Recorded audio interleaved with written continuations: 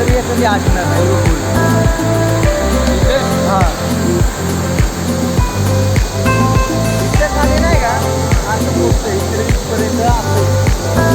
भरपूर मोठे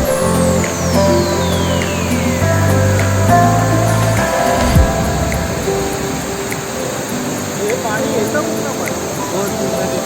नदी डॅम नाही का त्या डॅममधलं पाणी येते डॅममधलं नाही डॅमच्या बाजूने एक नदी येते त्या डॅमचं जर पाणी जर असतं ना खाली